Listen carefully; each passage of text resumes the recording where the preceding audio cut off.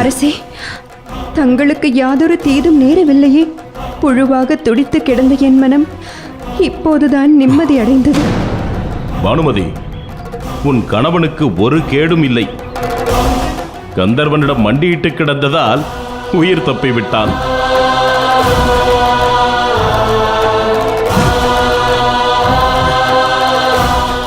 பீமா, நம்மை தஞ்சம் அடைந்தவர்களை இகழ்வது அழகல்ல. சக்கரவர்த்தி தன் மாண்பை இன்னும் இழக்கவில்லை. சக்கரவர்த்தி அவர்களுக்கு என் நன்றிகள். நான் இப்பொழுது சக்கரவர்த்தி அல்ல, மனசாட்சி உள்ள மனிதன், அவ்வளவே. அதனால்தான் தங்களின் நோக்கம் அறிந்தும் தாங்கள் யாவரையும் காக்க எனது தம்பிகளுக்கு கட்டளையிட்டேன். அது தங்களின் பெருந்தன்மை இல்லையா துச்சாதனா? துரியோதனா, நான் உனக்கு மூத்தவன் என்ற முறையில் உரைக்கிறேன், கேட்டுக்கொள். இது போன்ற சாகசங்களை இத்துடன் நிறுத்திக்கொள். இல்லையே அது உன் மூச்சை நிறுத்திவிடும். அத்தினாபுரத்தை ஆளும் கடமை உனக்கு இருக்கிறது. அதை விடுத்து இது போன்ற அற்ப காரியங்களில் உன் சிந்தையை செலுத்தாதே. எம்மோடு மோதுவதுதான் உனக்கு உவப்பான காரியமென்றால் அதற்கான காலம் கனியும் வரை காத்திரு. இப்போது நீ உன் நாட்டிற்கு புறப்படு. என் அன்பிற்குரிய பெரியப்பாவையும் பெரியம்மாவையும் நலம் விசாரித்ததாக சொல். நான் அத்தினாபுரத்தின் அரசன். நீங்கள் என் உயிரை காப்பாற்றியிருக்கிறீர்கள். என் அகம் மகிழ்ந்து உங்களுக்கு பரிசளிக்க விரும்புகிறேன். என்ன பரிசு வேண்டும்? கேளுங்கள்.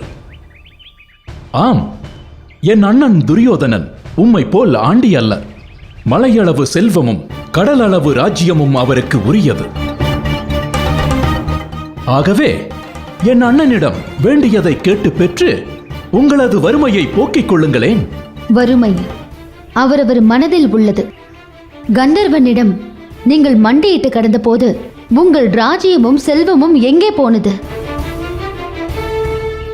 அவற்றை உமக்கு தானமாக கொடுத்தது என் கணவர்களின் வீரம். ஆகவே நீங்கள் புறப்படலாம். விஷயம் அதுவல்ல. அம்மையார் ஒன்றை புரிந்து கொள்ளாமல் பேசுகின்றீர். இந்த ராஜ்யத்தின் அரசன் துரியோதனன். நீங்கள் யாவரும் குடிமக்கள். மன்னனின் உயிரை காக்கும் கடமை ஒவ்வொரு குடிமகனுக்கும் உள்ளது. அதையே தங்கள் கணவர்கள் ஆற்றி உள்ளார்கள். இதில் நீங்கள் பெருமைப்படவோ நாங்கள் சிறுமைப்படவோ ஏதுமில்லை. ஆகவே மன்னன் கொடுக்கும் பரிசை சிரம் தாழ்த்தி ஏற்றுக்கொள்வதே உமக்கு நல்லது. அண்ணா, பார்த்தீர்களா இவர்கள் ஆணவத்தை? பீமா, நீ சற்று பொறுமையாக இரு. பரிசளிக்காமல் எந்த உதவியும் நான் ஏற்றுக்கொள்வதில்லை. ஆகவே நான் அளிக்கும் பரிசை நீங்கள் ஏற்றுக்கொண்டுதான் ஆக வேண்டும். அப்படியானால் சந்தர்ப்பம் வரும்போது நான் வேண்டியதை தங்களிடம் கேட்டு பெற்றுக்கொள்கிறேன். இப்போது நீங்கள் நலமோடு சென்று வாருங்கள். சரி, தர்மன் இத்தனை உறுதியோடு சொல்லும்போது நாம் என்ன செய்வது? வாருங்கள், புறப்படலாம். வழியில் செல்லும் போது வாளை சுருட்டிக் கொள்ளுங்கள். இல்லையேல் எவனிடமாவது மண்டியிட்டு அவமானப்பட வேண்டியிருக்கும். காலத்திற்கும் இந்த கயவன் இதை சொல்லி காட்டுவானே. அவமானம், அவமானம்.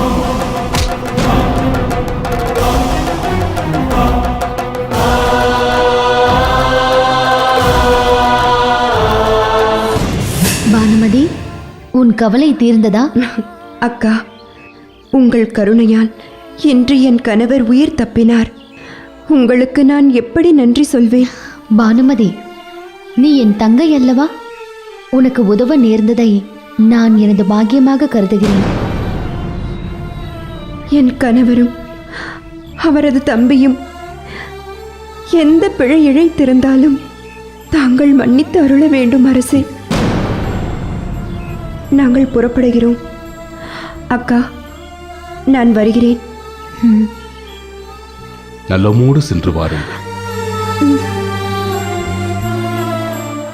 மருமகன்களே, சகுனி மாமாவிற்கு விடை கொடுங்கள். மாமா, விரைவில் தங்களுக்கு நிரந்தரமாக விடை கொடுப்போம்.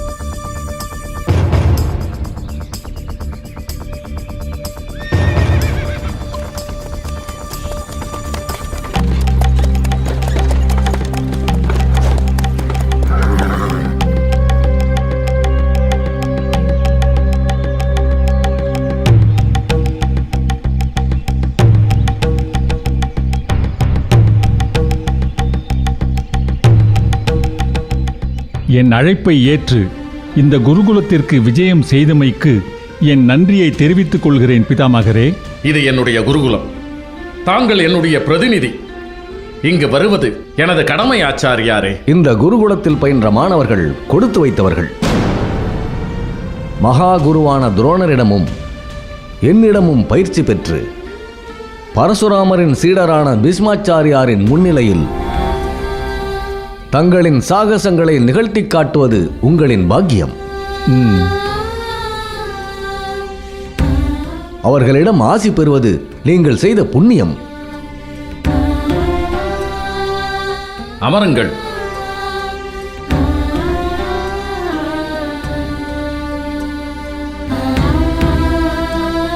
பிதாமகரே, தாங்கள் அனுமதி அளித்தால் அஸ்திர பயிற்சியின் நிறைவு விழா போட்டியை துவங்கலாம்.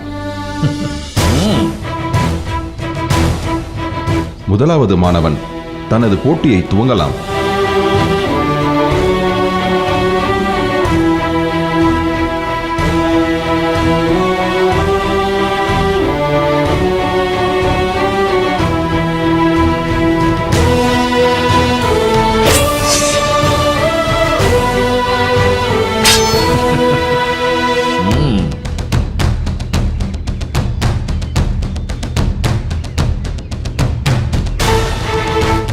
இரண்டாவது மாணவன் தனது போட்டியை துவங்கலாம்.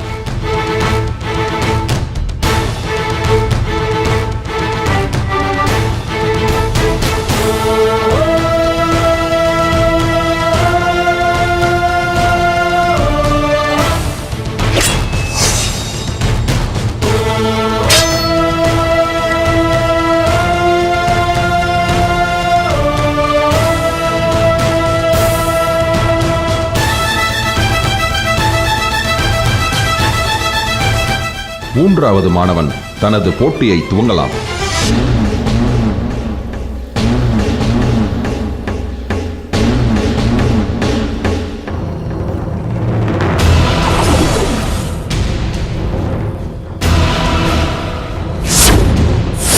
என் செயல்பாட்டில் என்ன குற்றம் கண்டாய்? திருமணம் செய்ய மாட்டேன் என்று பொய் சபதம் கூறி சுயம்பர மண்டபத்தில் புகுந்து ஒரு மணமகளின் கையை பற்றி இழுத்து நீசத்தனம் செய்தாய். பகல் வேஷக்காரன் நீ.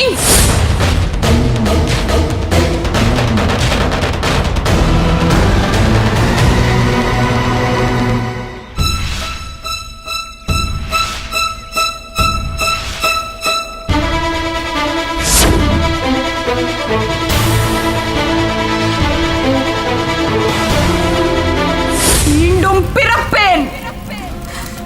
உன்னை அழிக்கவே அவதாரம் எடுப்பேன்.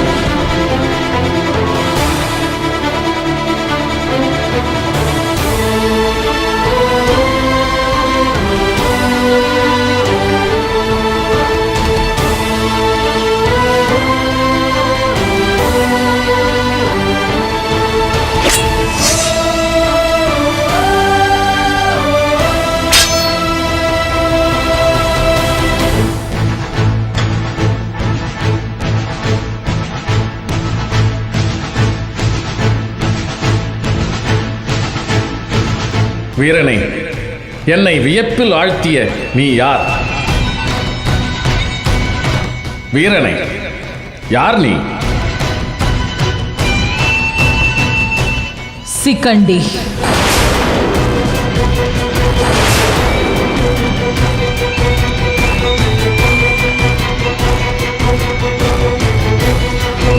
பாஞ்சால மன்னன் துருபதனின் மகன் சிக்கண்டி. இவளை சபையை விட்டு வெளியே இழுத்துச் செல்லுங்கள். பீஷ்மா, உன் மரணம் என் கையில்தான்.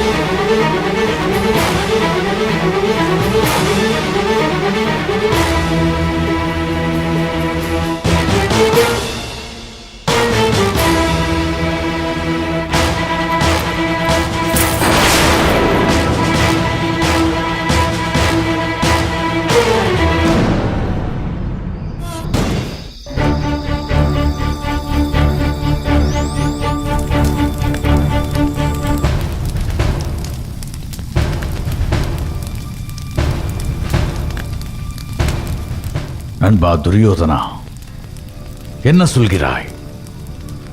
அதை எப்படி என் திருவாயால் சொல்வேன்? ஐயகோ, அதை சொல்லவே என் நா கூசுகிறதே. ஆனாலும் உண்மையை உரைக்கத்தானே வேண்டும். என் ஜென்ம சத்துருக்களான பாண்டவர்களே எனக்கு உயிர் பிச்சை அளித்து அந்த கந்தர்வனிடமிருந்து என்னை காப்பாற்றினார்கள்.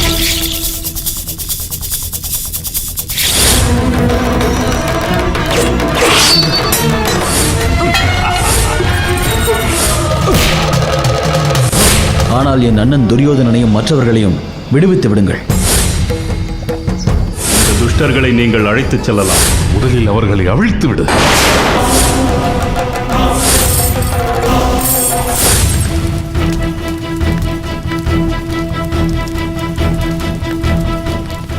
துரியோதனா, உனக்கா இப்படி ஒரு சோதனை? கர்ணா, இதே கேள்வியை தான் எனக்குள் நான் கேட்டுக்கொண்டிருக்கிறேன். அந்த தர்மன் பிச்சையாக இட்ட உயிரை கொண்டு நான் வாழத்தான் வேண்டுமா? இனி ஒரு கணம் கூட நான் உயிர் தரித்திருக்க மாட்டேன். தேனில் புகுந்து என் உயிரை மாய்த்துக் கொள்ளப் போகிறேன். அண்ணா, இன்னொரு முறை அப்படி கூறாதே. என் இதயம் வெடித்து சிதறிவிடும்.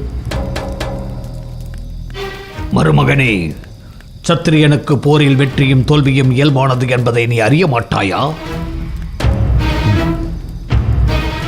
அறிவேன் மாமா. ஆனால் எதிரி பிச்சையாக இட்ட உயிரை கொண்டு உயிர் தரித்திருப்பது எந்த ஒரு உண்மையான சத்திரியனுக்கும் அவமானம் அல்லவா?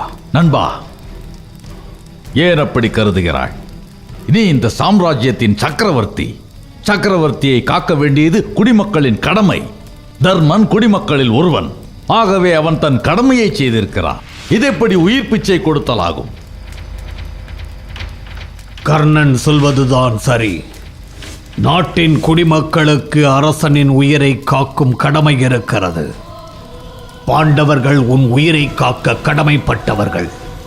இது குறித்து நீ கலங்குவது சரியல்ல. அதற்காக உயிரை மாய்த்துக் கொள்வதாக சொல்வது முட்டாள்தனம். பாண்டவர்கள் என் குடிமக்கள் என்றால் நான் பரிசளிக்க முன்வந்த போது அதை அவர்கள் ஏற்றுக்கொண்டிருக்க வேண்டும் அல்லவா?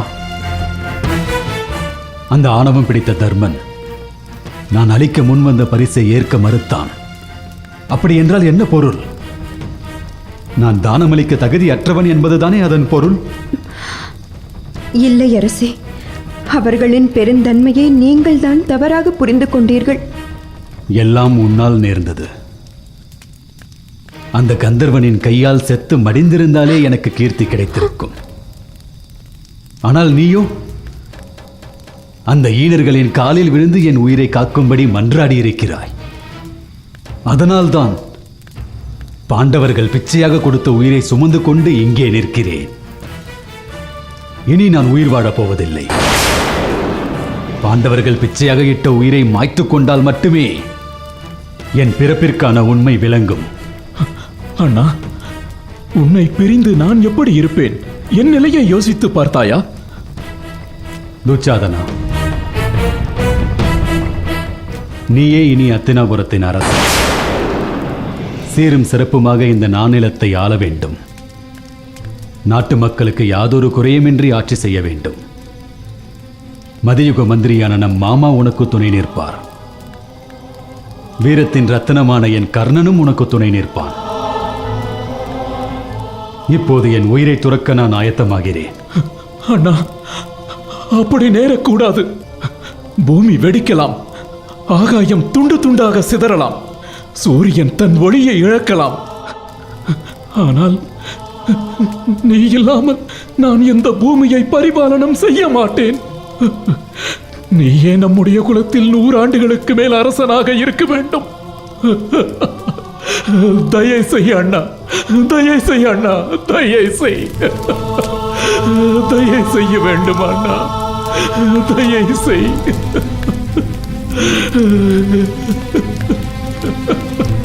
தயை செய் அண்ணா, தயை செய்.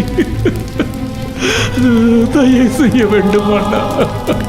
அண்ணா, தயை செய் அண்ணா.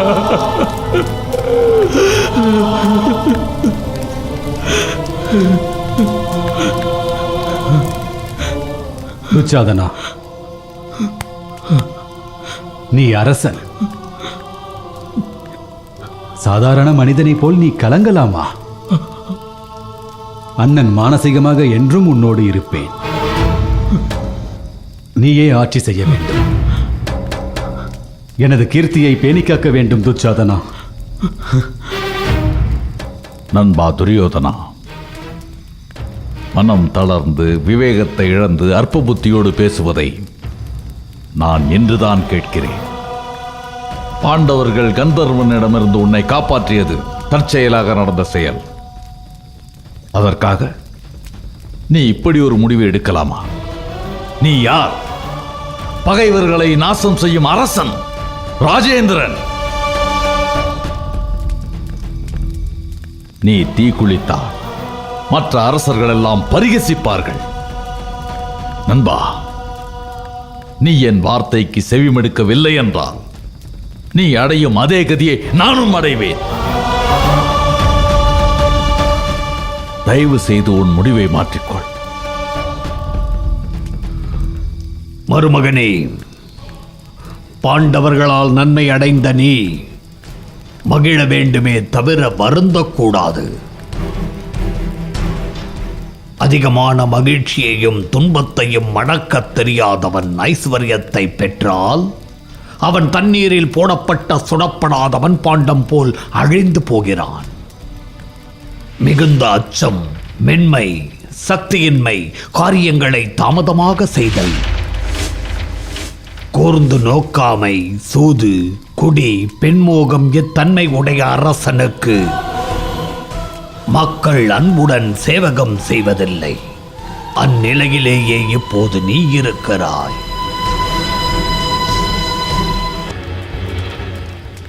மாமா, நீங்கள் 1000 கூறினாலும் அதை நான் ஏற்கப் போவதில்லை.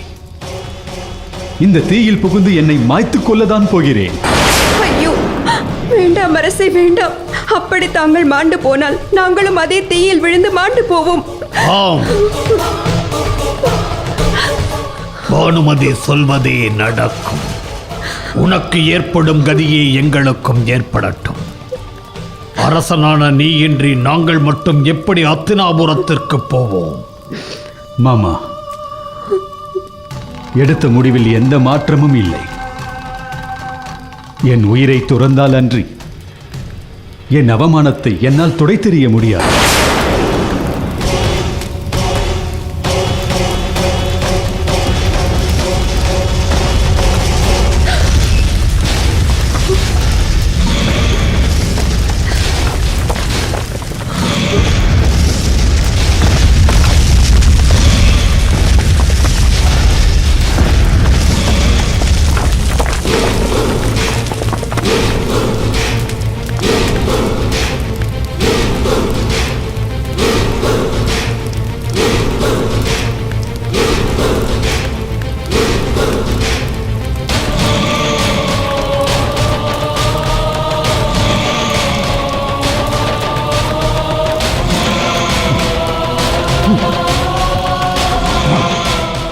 யாரங்கே?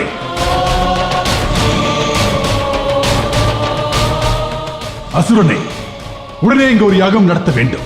அதற்கான ஏற்பாடுகளை செய். தைத்தியரே, என்ன வாயிற்று? திடீரென்று யாகம் நடத்த என்ன தேவை வந்தது? அசுரர்களின் கீர்த்தியை வானுயர உயர்த்த பிறந்தவன் துரியோதனன். அவன் நெருப்பில் பாய்ந்து உயிரை மாய்த்துக் கொள்ள நினைக்கிறான். ஈசனின் படைப்பான அவன் மாண்டுவிடக் கூடாது. அவன் மாண்டுவிட்டால் அசுரர்களின் பலம் குறைந்துவிடும், தேவர்களின் பலம் ஓங்கிவிடும். அவ்வாறு நடந்துவிடக் கூடாது. அதை தடுத்து நிறுத்த வேண்டும். அதற்காக உடனே இங்கு ஒரு பேயை உருவாக்க வேண்டும். இதோ இப்போதே சென்று யாகத்திற்கு உண்டான ஏற்பாடுகளை தொடங்குவோம். செல்.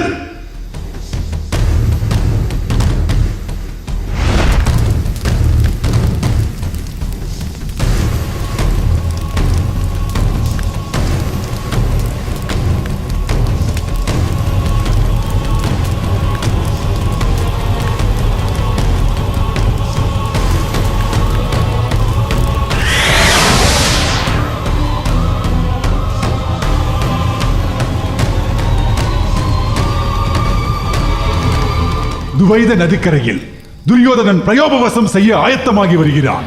நீ அவனை தடுத்து இங்கே தூக்கி வர வேண்டும். உத்தரவு அரசு.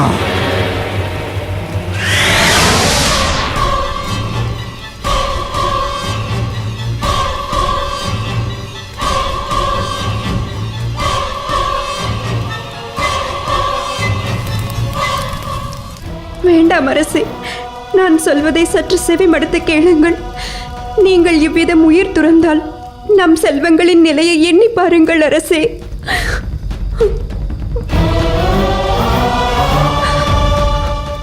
யாரை பற்றியும் எண்ணி பார்க்கும் நிலையில் நான் இப்போது இல்லை. துரியோதனா, நீயே உயிரென நினைத்து வாழ்கிறார் அரசர் திருதராஷ்டிரர். அவர் உன் மரணச் செய்தியை அறிந்தால் அடுத்த கணமே அவர் மரிப்பார். அந்த துயரத்தை காண நான் உயிரோடு இருக்க மாட்டேன் மாமா.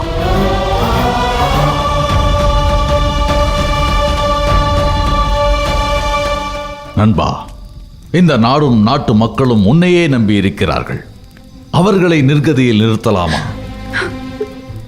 நானே நிர்கதியாக நிற்கும் போது நான் யாரை பற்றி கவலை கொள்ள?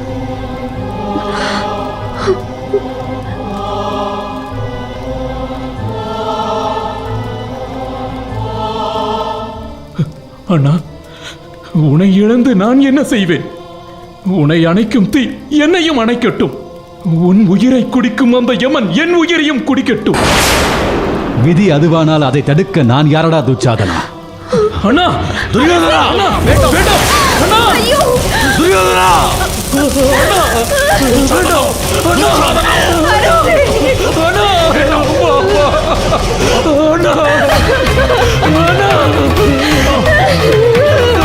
ஐயோ! அரசே, ஐயோ!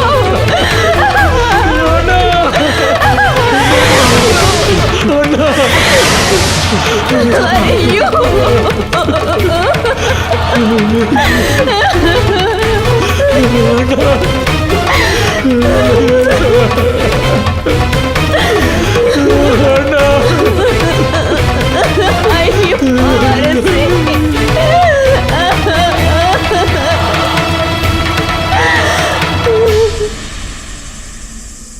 கர்ணனை தோற்கடித்த கந்தர்வன் நம் இளவரசர்களை சிறைபிடித்துச் செல்ல நம் இளவரசியாரின் கோரிக்கையை ஏற்று தர்மரின் ஆணையின் பேரில் பீம அர்ஜுனர்கள் இருவரும் சென்று கந்தர்வர்களிடமிருந்து நம் இளவரசர்களை மீட்டு வந்தனர். பாண்டவர்களின் மாண்பை பற்றியும் வீரத்தை பற்றியும் பலமுறை எடுத்துக் கூறினேன். கர்ணனை நம்பி தோல்வியை தழுவிய துரியோதனன் இனிமேலாவது பாண்டவர்களை பற்றி புரிந்து கொண்டால் சரி. சரி, நீ சென்று உன் பணியை தொடர். உத்தரவு அரசே. வணங்குகிறேன் பிதாமகரே. வா ஸ்வத்தாமா, ஈசனின் பேரருள் பெற்ற உன் வருகை என்னை மகிழ்ச்சி அடைய செய்கிறது. ஆனால் தங்களின் செயல் என்னை வியப்படைய செய்திருக்கிறது.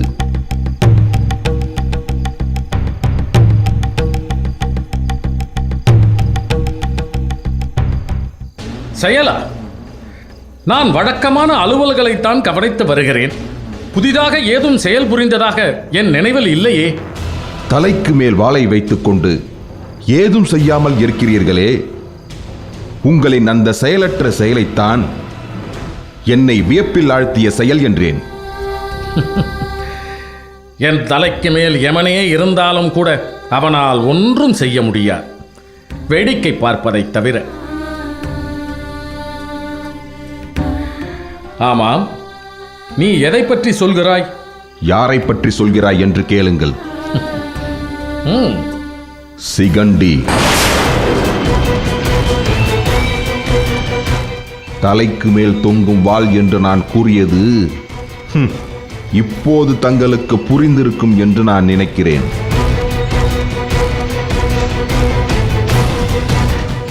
கண்முன்னே வரும் ஆபத்து நம்மை தீண்டும் முன்னே அதை துண்டாடுவதுதான் சத்திரிய தர்மம்.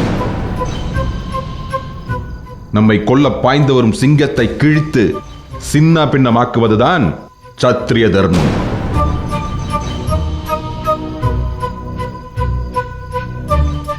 நம் கழுத்தை நோக்கி வரும் கோடாரியை கொல்லன் உலைக்களத்திற்கு அனுப்பி உரு தெரியாமல் ஆக்குவதுதான் சத்திரிய தர்மம். அவனை குருகுலத்தில் சேர்த்து பயிற்சி அளிப்பதென்பது நமக்கு அடைக்கலம் தந்து அன்னமிட்டு ஆதரவளிக்கும் பிதாமகருக்கு செய்யும் துரோகம் என்று என் தந்தைக்கு எடுத்துரைத்தேன். இருந்தும் என் கருத்தை அவர் ஏற்கவில்லை. குருவின் செயலை பிறரிடம் குறை கூறுவது குருத்ரோகம் ஆகிவிடும் என்பதால் தங்களுக்கு தெரியும் நாள் வரை நான் காத்திருந்தேன்.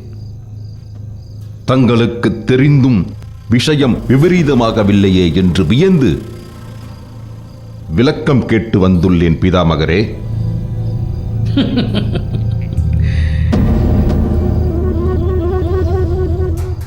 அஸ்வத்தாமா, நீ என் மேல் கொண்ட அன்பு, என் உயிரின் மேல் நீ காட்டிய அக்கறை என்னை மகிழ்ச்சி அடைய செய்தது. ஆனால் எனக்கு சத்திரிய தர்மத்தை போதித்த உன் செயல் என்னை கோபத்தின் உச்சிக்கே சென்று நிறுத்தி இருக்கிறது. முதலில் நீ ஒன்றை சரியாக புரிந்து கொள்ள வேண்டும் அஸ்வத்தம்மா. சிகண்டி சீரும் சிங்கம் அல்ல, பதுங்கும் சிறு எலி. அவள் கூறிய கோடாலி அல்ல, முனை மடங்கிய சிறு உளி. வெறும் வரங்களும் சாபங்களும் வாழ்க்கையை தீர்மானிக்கிறது என்றால் அனைவரும் நகரத்தை விடுத்து வனம் நோக்கி தவம் செய்ய சென்று விடலாம். வரம் பெற்றதால் சிகண்டி பலி இடுபவனும் அல்ல, சாபம் பெற்றதால் பீஷ்மன் பலியாடும் அல்ல. நான் வேண்டுமானால் சிகண்டிக்கு எதிரியாக இருக்கலாம், ஆனால் சிகண்டி எனக்கு எதிரியே அல்ல. நான் பெரும் மலை என்றால் சிகண்டி சிறு மணல் கூட அல்ல. இதை புரிந்து கொண்டதால் தான் உன் தந்தை சிகண்டிக்கு தனுர்வித்தையை கற்றுக் கொடுத்தார். இதை புரிந்து கொள்ளாததால் தான் நீ எங்கள் மீது குறை கூறுகிறாய் என்பதை முதலில் புரிந்து கொள்ள வேண்டும்.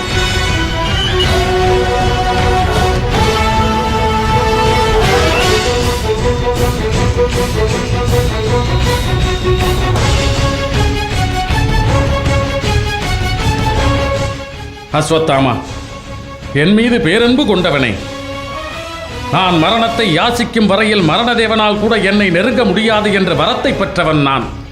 என் வரம் பெரிதா, சிகண்டியின் வரம் பெரிதா என்பதை நீயே முடிவு செய்து கொள். பிதாமகரே, என் மனம் அமைதியடையவில்லை. என்னை மன்னித்து விடுங்கள். நான் வருகிறேன்.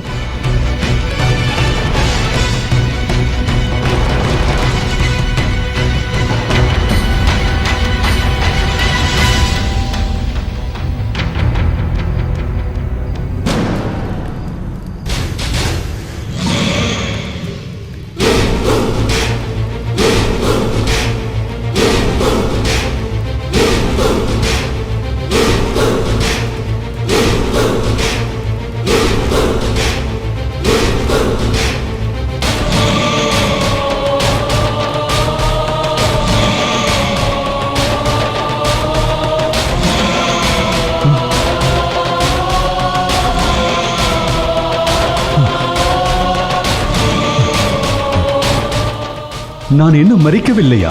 துரியோதனா, நீ மரிக்க பிறக்கவில்லை, சத்திரியர்களை மரிக்க பிறந்தவன். யார் நீங்கள்? இப்பொழுது நான் எங்கே இருக்கிறேன்? நீ வரவேண்டிய இடத்திற்கு சரியான நேரத்தில் தான் வந்திருக்கிறாய். கவலைப்படாதே. என்னை எதற்காக இங்கே அழைத்து வந்தீர்கள்? நீங்கள் யார்? நான் தைத்திரியன், அசுரர்களின் அதிபதி. நான் மரணத்தை தழுவ நினைக்கிறேன். உயிர் வாழ விரும்பவில்லை. என்னை எதற்காக இங்கே கொண்டு வந்தீர்கள்? துரியோதனா, பாரத குலத்தை தாங்குபவனே, பிரயோபவேசம் செய்ய துணியலாமா? அது கீழான காரியம் என்றோ? தற்கொலையை செய்ய முயல்பவன் கீழான கதையை அடைகிறான். அபகீர்த்தியும் நிந்தையும் அவனுக்கு ஏற்படும். உன்னை போன்ற புத்திமான்கள் இது போன்ற சத்துருவிற்கு சாதகமான செயல்களையும் இது போன்ற தீமையான காரியங்களையும் செய்யலாமா? இல்லை. என் சத்ருவின் இரக்கத்தினால் பிழைத்த நான் உயிர் வாழ விரும்பவில்லை. அத்தினபுரத்தின் அரசே, தர்மம், அதர்மம், சுகம் ஆகியவற்றை அழிப்பதும் பகைவனின் மகிழ்ச்சியை வளர்ப்பதுமான இச்செயலை இத்தோடு தவிர்த்துவிடு. உன் பிறப்பிற்கான ரகசியத்தை கூறுகிறேன். அதை கேட்டு அச்சத்தை தவிர்த்து ஆண்மைக்குள். என் பிறப்பின் உண்மையா? என்ன கூறுகின்றீர்? ஆம், பிறப்பின் உண்மைதான் துரியோதனா. உன் தெய்வத்தன்மையும் சரீரத்தின் ரகசியத்தையும் நீ அறிந்தால் நீ கலங்க மாட்டாய். எனக்கு ஏதும் விளங்கவில்லையே. விளங்கும்படி கூறுகிறேன். முற்காலத்தில் மகேஸ்வரனிடமிருந்து நாங்கள் உன்னை எங்கள் தவ வலிமையால் பெற்றோம். உன் உடம்பில் தாவிக்கு மேல்பாகம் வஜ்ர குவியலால் அமைய பெற்றிருக்கிறது. அஸ்திர சஸ்திரங்களால் விளக்க முடியாதவையாக அது அமைக்கப்பட்டிருக்கிறது.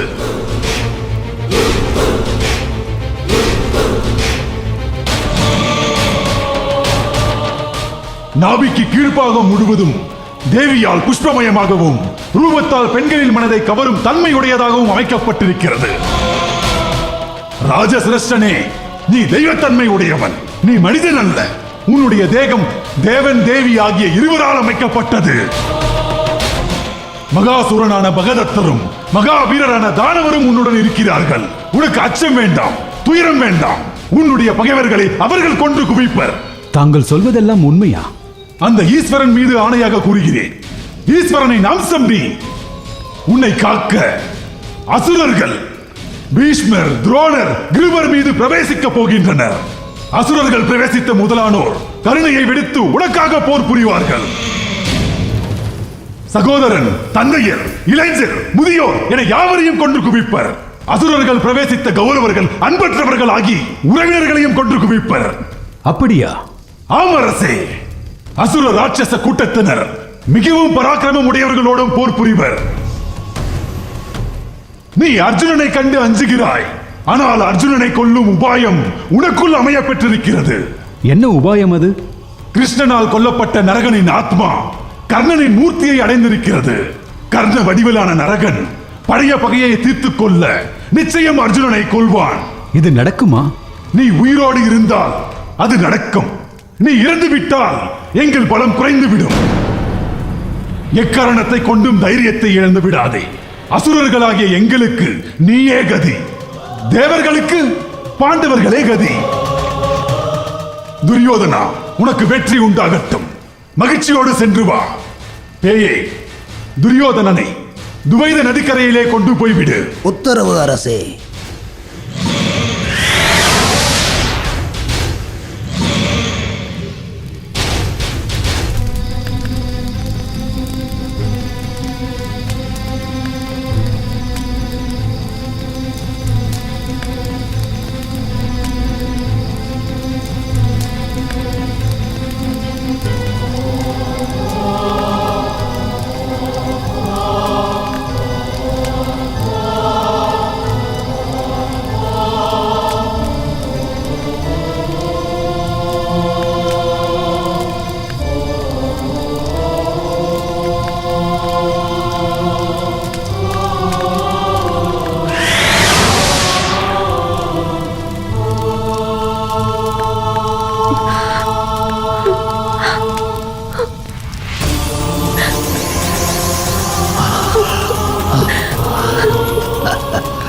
மாமா, என் நண்பனை தீயினாலும் தீண்ட முடியவில்லை. ஆச்சரியம்தான். உடனே அவனை வெளியே அழைத்து வருவோம். அண்ணா, அண்ணா, தீயிலிருந்து வெளியே வாருங்கள். உங்களை மாய்க்க அந்த அக்னி தேவனே சம்மதிக்கவில்லை. வாருங்கள் அண்ணா. நான் பூஜித்த தெய்வங்கள் என்னை கைவிடவில்லை. வாருங்கள் அண்ணா. துரியோதனா, வா.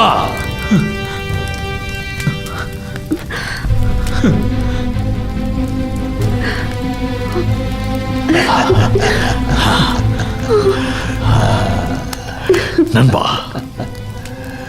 நீயே இப்படி செய்யலாமா? பார், இயற்கையே உன் மரணத்தை ஏற்கவில்லை. பகைவரை விரட்டும் வீரன் நீ மரிப்பதா?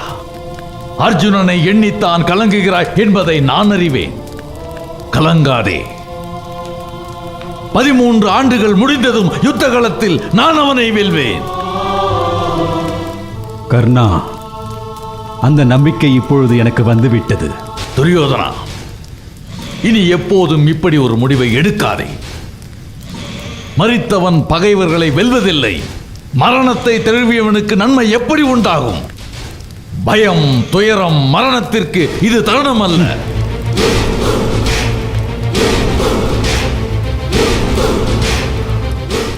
மருமகனே, உன்னை மாவீரன் என்று நினைத்திருந்தேன். ஆனால் நீயோ தற்கொலைக்கு முயன்று என் நம்பிக்கையை பொய்யாக்கிவிட்டாய். மாமா, இந்த துரியோதனன் புதிதாக பிறந்தவன். தன் ஆற்றலையும் பிறப்பின் நோக்கத்தையும் உணர்ந்தவன்.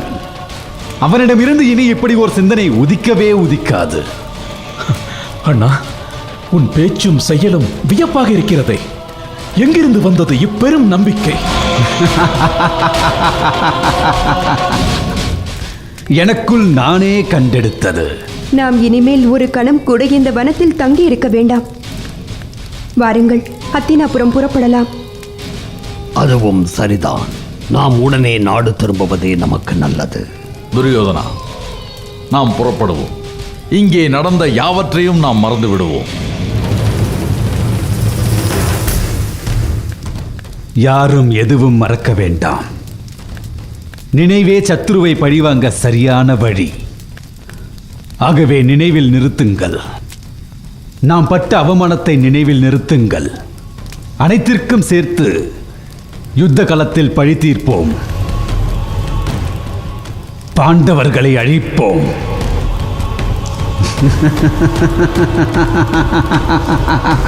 பாண்டவர்களை அழிப்போம். பாண்டவர்களை அழிப்போம்.